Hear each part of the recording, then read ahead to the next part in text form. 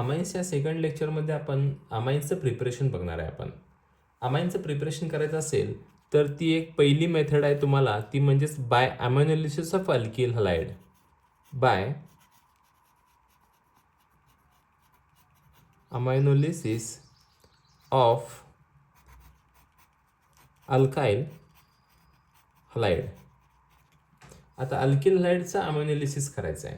आता अल्किल हलाइडचा अमायनोलिसिस करायचं म्हणजेच काय, तर अल्किल हलाइड हीट करायचं आहे. कुणाबरोबर हीट करायचं, तर alcoholic solution of excess ammonia. आणि अशा वेळेला काय होतं, तर न्यूक्लियोफिलिक सबस्टिट्यूशन रिॲक्शन होते आणि हॅलोजन ग्रुप आहे ना तो रिप्लेस होतोय. म्हणजेच आपला डॅश एक्स जो ग्रुप आहे तो रिप्लेस होतोय. तो कोण रिप्लेस करते, तर आपला डॅश NH2 रिप्लेस करतोय. मग या जी प्रोसेस आहे ना, हा डॅश एक्स ग्रुप काढायचा आणि हा डॅश NH2 ग्रुप आणायचा, तर त्या प्रोसेसला आपण म्हणतो अमायनोलिसिस. आता हे कसं करतो आपण, समजा आता आर डॅश एक्स म्हणजे कोण आहे, तर अल्किल हलाइड. आता अल्किल हलाइडचं अमायनोलिसिस करण्यासाठी आपण काय करतो, तर अमोनियाबरोबर रिॲक्ट करतो. तो अमोनिया कसा पाहिजे, तर अल्कोहोलिक पाहिजे, म्हणजे अल्कोहोलमध्ये टाकलेला अमोनिया. आणि हा एक्सेस क्वांटिटीमध्ये घ्यायचा, जास्त क्वांटिटीमध्ये अमोनिया पाहिजे. आणि हा हीट करायचा. जवळजवळ 373 केल्विनपर्यंत जर तुम्ही हीट केला, आणि हे हीट करताना पण एक प्रिकॉशन घ्यायची. आपण हे एका सील ट्यूबमध्ये हे सगळं हीट करायचं. आणि सील ट्यूबमध्ये हीट केल्यानंतर तुम्हाला जो काही अमाईन तयार होतो, तो प्रायमरी अमाईन तयार होतो R-NH2. आता हा जो काही अमाईन तयार झाला, ह्याच्यामध्ये जे अमायनोलिसिस तुम्ही केलंय, तर हे प्रायमरी अमाईन्ससाठी आपण वापरू शकतो. याच्यामध्ये आपण न्यूक्लियोफिलिक सबस्टिट्यूशन रिॲक्शन केले आणि सेकंडरी आणि टर्शरी जे काही तुमचा किंवा क्वाटर्नरी जो काय असेल, तर ते अमोनियम साल्ट वगैरे जे पुढं होणार आहे, तर याच्यामध्ये पहिली स्टेप होताना ही सोपी होऊन जाते. आणि त्यानंतर जे पुढं होणार आहे ना, तर त्याच्यासाठी तुम्हाला एफर्ट्स घ्यावे लागतील. आणि तुम्हाला जर ते करायचं असेल तर मग तुम्हाला एक्सेसमध्ये तुम्हाला हे वापरावं लागेल. आणि जर तुम्ही हे लिमिटेड क्वांटिटीमध्ये वापरला असेल, कमी क्वांटिटीमध्ये वापरला असेल, तर तुम्हाला फक्त ही रिॲक्शन सापडेल. आणि अमोनिया जर अजूनच भरपूर प्रमाणात वापरत गेला, तर हा एक NH2 निघून जातो आणि फायनली अमोनियम साल्ट तयार होऊ शकतोय. आता याच्यामध्ये पण एक तुम्ही समजून घ्या, जो अल्किल हलाइड आहेत ना, तर ते कोणते असू शकतात. R-I असू शकतं, परत कोण असू शकतं, R-BR असू शकतं, किंवा कोण असू शकतं R-CL असू शकतं. आता याच्यामध्ये जर रिॲक्टिव्हिटी बघितलं, तर ह्याची रिॲक्टिव्हिटी सगळ्यात जास्त असते, फास्ट रिॲक्ट होतो. हा फास्ट रिॲक्ट होण्याचं कारण पण समजून घ्या. आयोडीनची साईज मोठी असते आणि साईज मोठी असल्यामुळं बॉन्ड लेंथ जास्त असते. बॉन्ड लेंथ जास्त असल्यामुळं बॉन्ड ब्रेक होण्याचे चान्सेस सगळ्यात जास्त असतात. R-BRची जरा रिॲक्टिव्हिटी थोडीशी कमी असते. आणि सगळ्यात कमी रिॲक्टिव्ह कोण असतो, तर R-CL कमी रिॲक्टिव्ह असतो. हे कमी रिॲक्टिव्ह असण्याचं कारण म्हणजे साधं सोपं आहे. ह्या कार्बन आणि ह्या क्लोरीन ह्या दोघांची साईज किंवा ह्या क्लोरीनची साईज ह्या तिघांमध्ये सगळ्यात कमी आहे, तर बॉन्ड लेंथ कमी असतो. आणि बॉन्ड लेंथ जेवढा कमी असेल तेवढं काय होतं, तर तो बॉन्ड ब्रेक करत नाही. बॉन्ड ब्रेक नाही लवकर केला की रिॲक्टिव्हिटी कमी होते. आता याचं एक्झाम्पल तुम्ही कुठलंही सांगू शकता. इथं CH3-CL घ्या, अमोनिया घ्या, CH3-NH2 तयार होईल. हे तुम्हाला लक्षात येईल सगळ्यांच्या. ही पहिली मेथड झाली. आता दुसरी मेथड जर घ्यायची म्हणलं, किंवा तुम्हाला पहिल्या मेथडचं एक एक्झाम्पल घ्यायचं म्हणलं, तर मी एक्झाम्पल घेऊन दाखवतो. CH3-CL घेतला मी, प्लस अमोनिया घेतला, आणि ग्यूज आपण काय तयार होणार आहे, CH3-NH2 तयार होतोय. आता याचं नाव काय आहे, तर मिथिल अमाइन. आणि हा कोण आहे, मिथिल क्लोराइड किंवा क्लोरोमिथेन. हे तुम्हाला कळत आहे. आता ही झाली अमायनोलिसिस, अमाइन्स प्रिपरेशन करण्याची पहिली मेथड. आता आपण जी दुसरी मेथड बघणार आहे, ती मेथड कोणती आहे, तर दुसरी मेथड आहे ती रिडक्शन ऑफ नायट्रो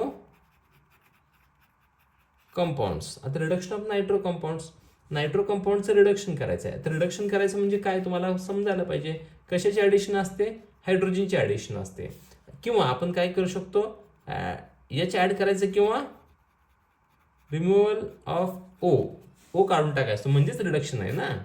मग आता याच्यामध्ये आपण काय करू शकतो, तर ॲलिफॅटिक किंवा ॲरोमॅटिक टाईपचे जे काही नायट्रो कंपाऊंड्स आहेत ना, तर त्यांचं रिडक्शन करायचं आणि प्रायमरी अमाइन्समध्ये कन्व्हर्जन होऊ शकतं. आता नायट्रो कंपाऊंड्स म्हणजे कोणते, तर आपल्याला सगळ्यांना माहिती आहे R-NH2 म्हणजे हे nitro compound, R-NO2 nitro compound आहे, नायट्रो अल्केन आहे. तर याचं रिडक्शन करताना तुम्हाला सगळ्यांना माहिती आहे की ॲडिशन ऑफ हायड्रोजन करायचं आहे. हायड्रोजन ॲड करायचं म्हणजेच मला समजा आता H ॲड करायचं, याला नॅसेंट हायड्रोजन बोलतो आपण. हा नॅसेंट हायड्रोजन कोण प्रोड्यूस करतोय, तर ह्याच्यामध्ये तुम्ही काहीही वापरू शकताय. SnHCl वापरू शकताय किंवा याच्यामध्ये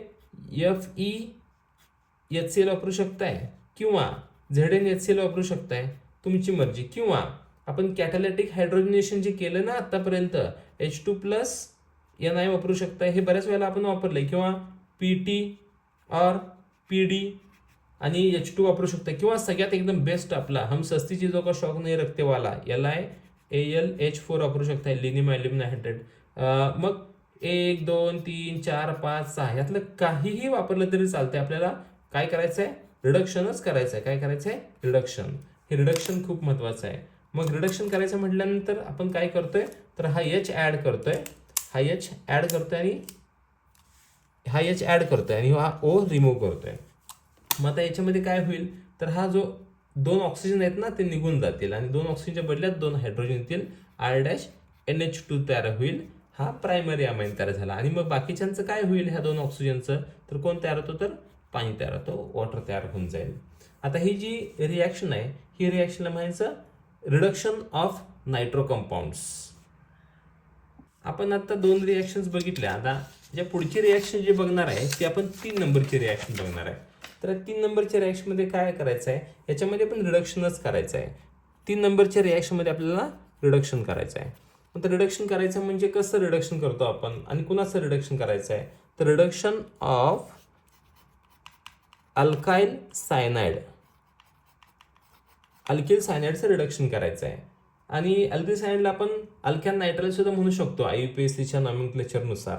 आता ह्याच्यामध्ये प्रायमरी अमाइन्स आपल्याला प्रोड्यूस करायचे आहेत आणि प्रायमरी अमाइन्स प्रोड्यूस करण्यासाठी आपल्याला काय घ्यावं लागेल, तर अल्किल सायनाइड घ्यावं लागेल. आणि जो अल्किल सायनाइड आहे म्हणजेच कोण, R-CN किंवा C�BN असं लिहिलं तरी चालतंय. त्याला आपण अल्किल सायनाइड असं म्हणूया. आता हा अल्किल सायनाइड आहे ना, तो कुणाबरोबर रिॲक्ट करायचा आहे, सोडियम आणि इथेनॉल बरोबर रिॲक्ट करायचा. सोडियम म्हणजे मी काय घेतो, Na, आणि इथेनॉल म्हणजे कोण आहे, तर C2H5OH. आता मला सांगा, रिडक्शन करायचं म्हणजे कशाची ॲडिशन असते, तर आपण ह्याच्यात काय ॲड करतो, तर रिडक्शन करायचं म्हटल्यानंतर आपल्याला हायड्रोजन ॲड करावं लागतात. तर मला इथं 4 हायड्रोजन ॲड करायचे आहेत. मी 4 हायड्रोजन ॲड करतो. हे नॅसेंट 4 हायड्रोजन मी ॲड करतोय. मग 4 हायड्रोजन ॲड करतोय. मग ॲड करत असताना आपण हे वापरा, किंवा तुम्हाला असं वाटलं की मला हा रिएजंट नको आहे, दुसरा वापरू शकताय. ऑर कोणता ऑर वापरू शकतोय, LiAlH4. आपण बऱ्याच वेळेला हा रिड्युसिंग एजंट म्हणून वापरला आहे. आता आपल्या डोक्यात एकच गोष्ट पाहिजे, आपण काय करतोय, तर हे 3 बॉन्ड आहेत ना, 3 बॉन्डपैकी 2 बॉन्ड ब्रेक करायचे, R-C-N.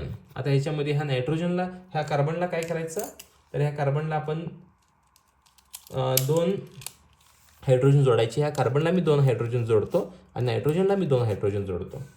म्हणजे आपल्याला काय तयार झाला, तर प्रायमरी अमाइन तयार झाला, प्रायमरी अमाइन. आणि कुणापासून तयार केला आपण प्रायमरी अमाइन, तर अल्किल सायनाइडपासून तयार केला. आता ही जी रिॲक्शन जी तुम्हाला समोर दिसते, ॲक्च्युली ह्या रिॲक्शनला मेंडिस रिडक्शन सुद्धा म्हणू शकतो. MENDIUS, मेंडिस आणि रिडक्शन. ही मेंडिस रिडक्शन आहे, लक्षात ठेवा.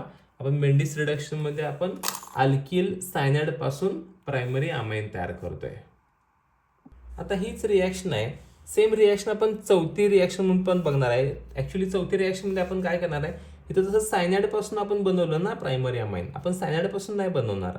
आपण बनवायचं आहे अमाइड्सपासून अमाइन बनवायचं आहे. आता अमाइड्स सगळ्यांना माहिती आहे. आता बघा, अमाइड्स म्हणजे कोण बघा बरं. इथं आपण अमाइड्सचं काय करायचं आहे, रिडक्शन करायचं आहे. कुणाचं, तर अमाइड्सचं, AMIDES, अमाइड्सचं रिडक्शन.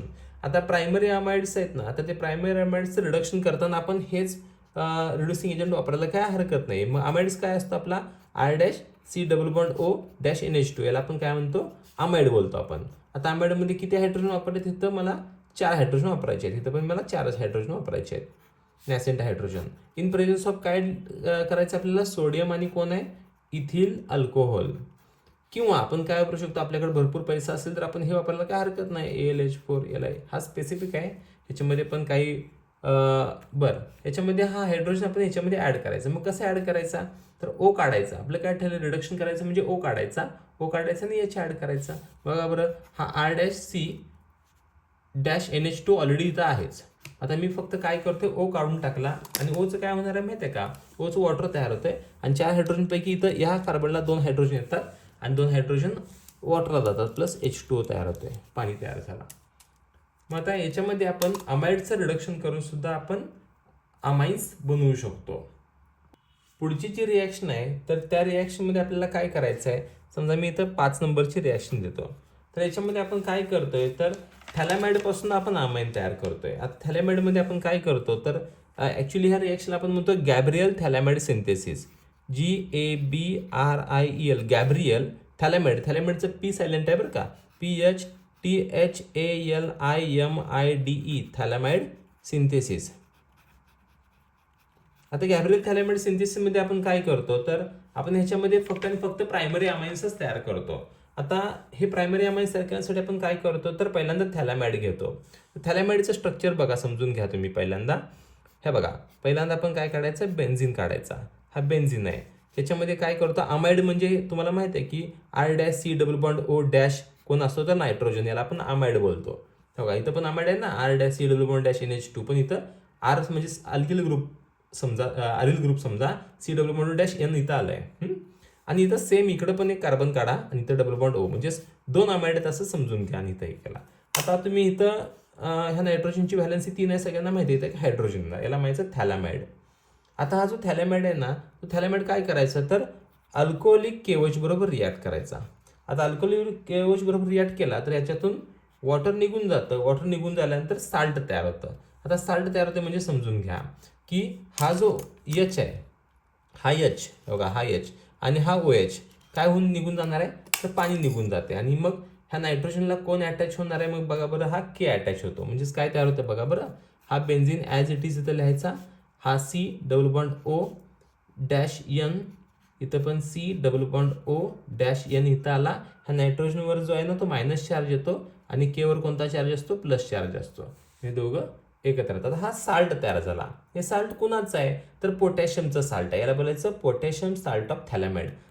थॅलामाइडचं साल्ट तयार झालं. मग आता आपण पुढं काय करू शकतो, तर आहे याचंच, म्हणजे जे काही पोटॅशियम साल्ट ऑफ थॅलामाइड आहे ना, आता हा कोणाबरोबर रिॲक्ट करायचा, तर अल्किल हॅलाइड बरोबर रिॲक्ट करायचा. अल्किल हॅलाइड म्हणजे कोण आहे, R' बरोबर रिॲक्ट करायचा.